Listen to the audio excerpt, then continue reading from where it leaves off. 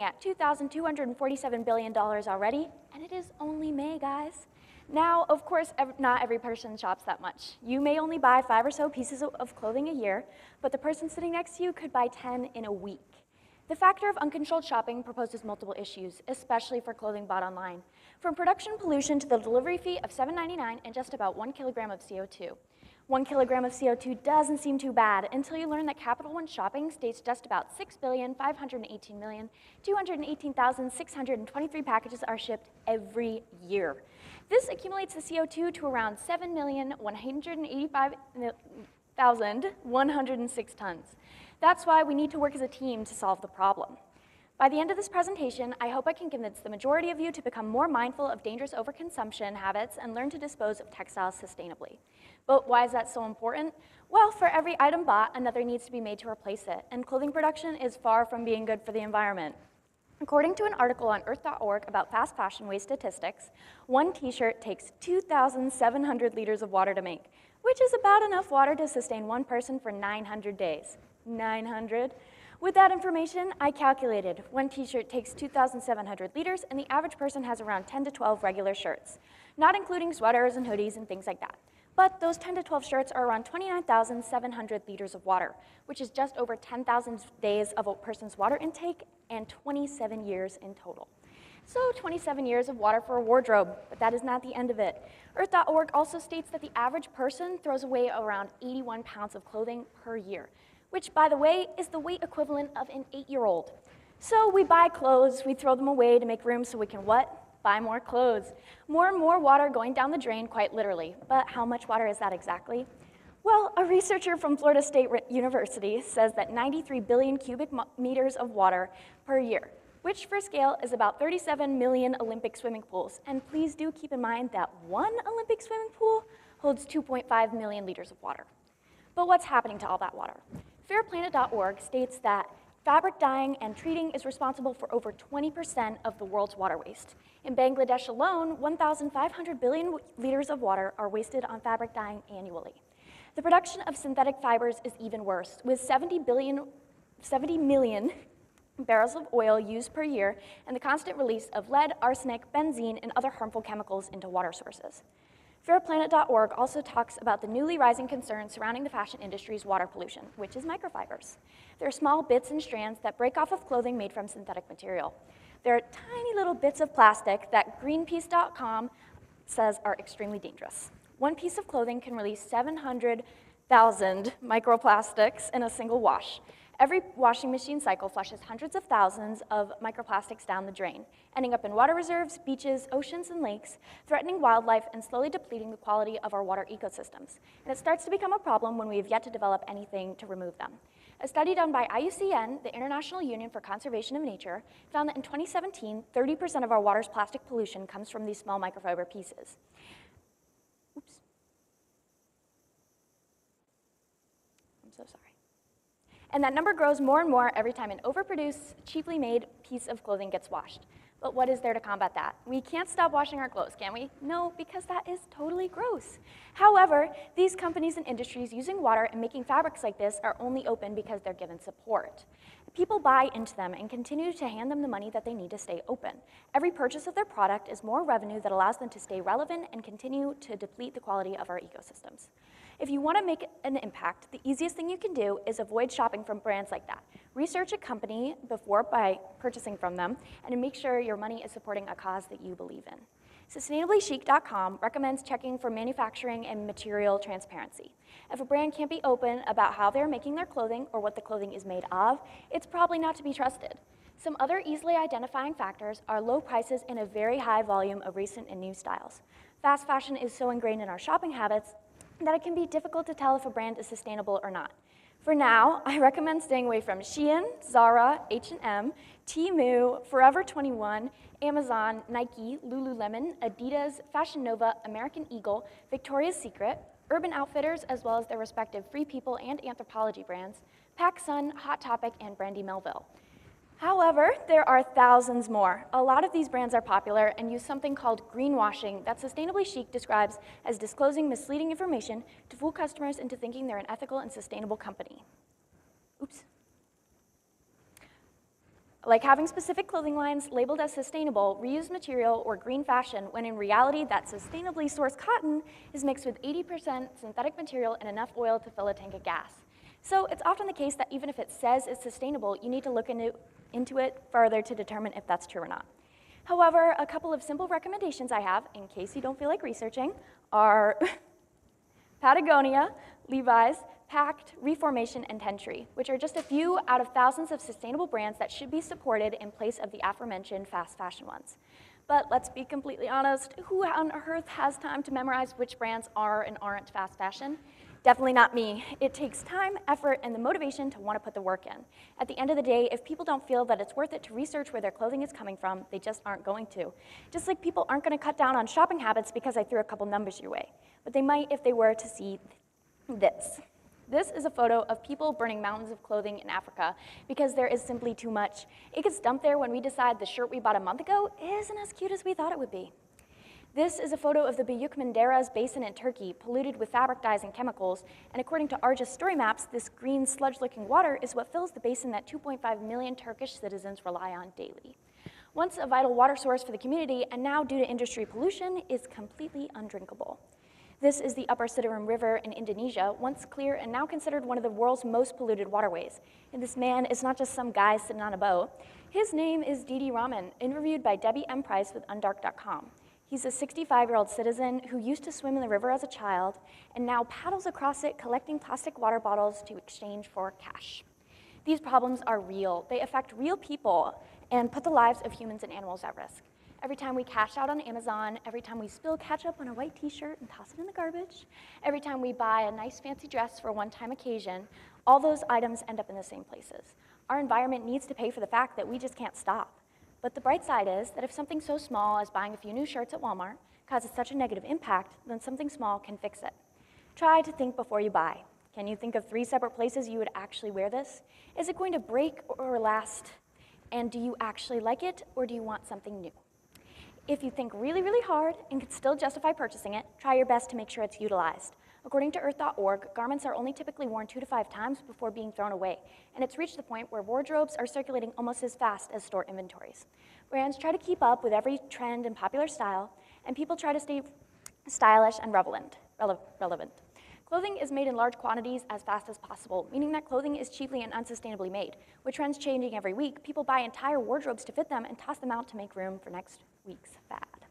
The truth is, you don't need a million t-shirts to be happy. You don't need a different outfit for every day of the month, because regardless of what the early 2000s has taught us, being an outfit repeater isn't the end of the world. I won't tell you not to expand your wardrobe or not to buy what makes you happy or have clothes that you feel comfortable in, but I am saying that there are better ways to do that. A personal favorite of mine is thrifting. Growing up with 4 siblings, I'm no stranger to hand-me-down clothes, but I do understand that there's a lot of stigma around secondhand and shopping for used items. But with thrifting, it's a great alternative to regular clothing shopping. By thrifting, you're taking clothes and extending their lives, saving them from inevitably ending up in the garbage. However, while thrifting is more sustainable than purchasing in-store or online, the market isn't doing well currently. With so many people donating to thrift stores but not enough people buying from them, they have an excess in clothing. An article titled Unraveling the Impact of Thrifting by Lindsay Sparkman states that per year, Goodwill alone receives 6 billion pounds of donated clothing, and they just can't realistically sell all of it. Only around half of what's donated is put out for sale, and if it isn't sold within a certain amount of time, it gets taken down so something else can be put up. All that clothing that isn't sold is thrown away, and according to researchers from the University of Colorado, that's 70 to 90%, which is just too much for thrifting to be considered sustainable. I mean, sure, dropping off your old clothes at the local thrift store is better than trying to throw them away, but they're all ending up in the landfill, so we have to try something else. This brings me to upcycling, a method of sustainable textile recycling I found in a ton of research as well as in my personal life. This is my meme. Growing up, if there was one thing she taught me, it's that everything has a purpose. As long as I remember, she's been making anything out of just about anything. And here are some of her reusable shopping bags made from the bags of grain that she uses to feed her rabbits and chickens. When I asked her about it, she said, why would it throw it away? It still has a use. And you can see, I forgot to put a photo of it, but there are coasters that she made out of old shirts. And here are some baskets that she made from birch bark and pine needles that she collects by herself. She's given me a lot of inspiration for my projects. I upcycle a ton of my clothes, of my old clothes, as well as clothes that I thrift. I'm a sucker for changing up my wardrobe, but by upcycling other materials, I can do that in a way that isn't harmful, and you can too. This is a YouTube channel that I love with tons of ideas for how to upcycle and repurpose clothing. And here's another, and another, and another, and another, and another, and another, and a few more. There are hundreds. Finding tutorials and ideas is an extremely easy on the internet. All you need to do is follow them. And now I know it's not a realistic option for everyone. I mean, it's not easy to free up an entire afternoon to just sit down and do nothing but sew. But upcycling is a great way to reinstate value in objects to prolong their life and keep them out of the dump. However, it takes time and effort people may not have. Without the ability to upcycle their own old clothes, they just throw them away. Maybe spending 3 hours sewing a shirt out of a tablecloth isn't worth it to most people, but trashing it isn't your only other option. This brings me to my final outcome, where at first things got a bit tricky. Originally, I wanted to commission the school for a clothing donation bin from the textile recovery company Apparel Impact, because I recently had the opportunity to interview the CEO of their company, John Witten. He told me about their mission and how in just 9 years they've been able to recover and redistribute over 76 million garments. They take clothing from the bins and fix it up, making sure it's usable before they give it out to families in need, people in the community, as well as other countries experiencing clothing crisis, even opening an orphanage in Legonove, Haiti, clothing and housing the children in need. When asked the best way to help, he told me that the #1 thing to do is to get more bins out there. Donation bins are everywhere, at least one in every town or city, but that doesn't mean that they're always easily or conveniently accessible. More bins means more support for our environment and the people that rely on the donations and the company. However, with our school's concerns for privacy and Apparel Impact's opposing concerns for visibility and public access, it didn't seem that a clothing bin would work out. Which is why, with collaboration of our school as well as with Apparel Impact, I hope to host a clothing drive here from May 19th to May 23rd after Spring Day to collect all unwanted clothing from the school year and take some action towards sustainability as a school community. While I'm still in the planning process, going back and forth with the school as well as with Apparel Impact's team, things are looking good, and I truly believe that something like this is important and impactful. Lots of people don't have a ton of free time. Life gets busy with work, school, friends, and family, and finding the time to go out of your way to do something isn't always as appealing as we'd hope. Tossing a bag of clothes in the trash becomes much easier than driving specifically for something that doesn't benefit you directly. A clothing drive is a good way to ensure people have a way to discard textiles easily, out of sight and out of mind, yet instead of those clothes rotting in a landfill, they're redistributed to the people that really need them. Every clothing drive held is a step towards becoming a more sustainable place with a mindful way to get rid of unwanted and extra textiles. I hope to make St. J Academy one of those places where it doesn't take more effort than people can afford to make sure everyone gets the chance to help better the planet. So please bring in your old clothes. So please bring in your old clothes for a drive, thrift your new clothing, research a brand standing with sustainability before supporting them, utilize donation bins, and make sure you're doing whatever you can to keep yourself from adding to the problem. We all need to work together if we want to make a difference for ourselves, for the environment, and for future generations. Thank you, and my sources are available upon request.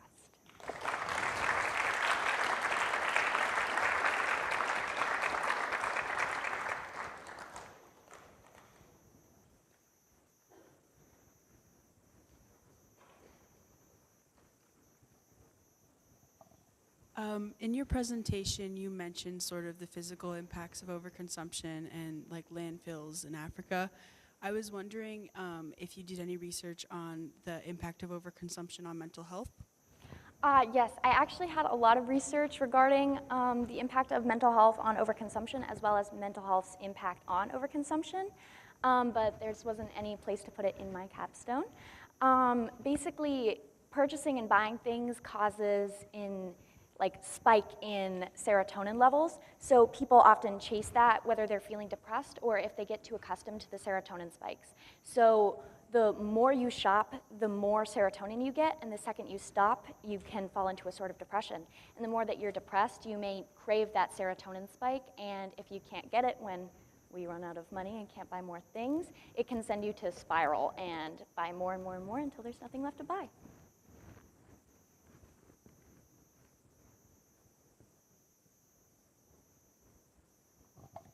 You said that you yourself do a lot of upcycling. Is there any examples of that like you've done?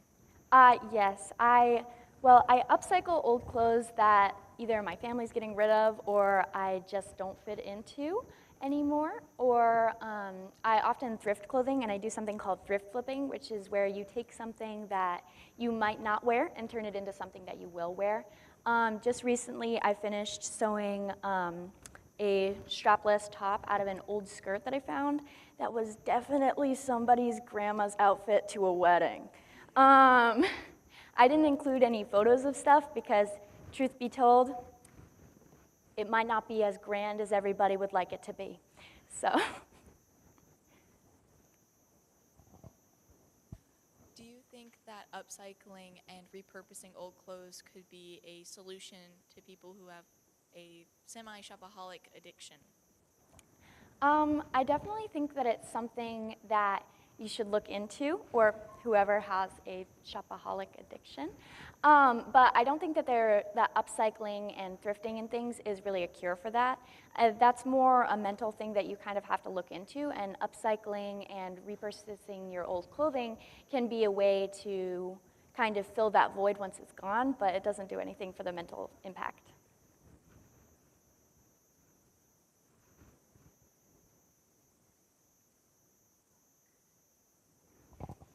Hey, I'm interested in the solution end that you talked about. So, do you feel like you might have sufficient transport for the amount of clothing that may end up showing up over a 3-day period? Well, yes, I've contacted the company, and they are willing to provide like advertisement for it as well as transportation of the clothing. Basically, I just have to find a place, which I've emailed the facility director, and we just have to find like a bin that's big enough, you know, because I had recently spoken with Ms. Hansen, and she said that the office would not be able to handle all of it. So right now I'm working towards finding a large enough container, and Apparel Impact will transport it.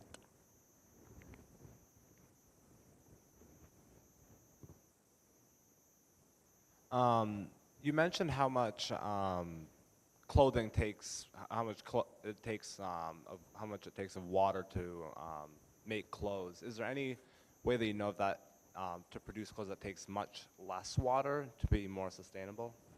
I didn't look into the production of clothes really and how to accurately assess that. I did find that a lot of the stuff, the reason that it takes so much water is because people need it so much quicker, and so many people are buying it, so it has to be made in a way that you can make as much as you can for as cheap as possible in the least amount of time. So typically the water is used in place of like taking the amount of time to dry it by hand or dye it with natural things. It's mixed with chemicals to dilute them to be able to dye the fabric as well as to create it. So less people buying clothing would mean they had more time, which means they would have to use less water.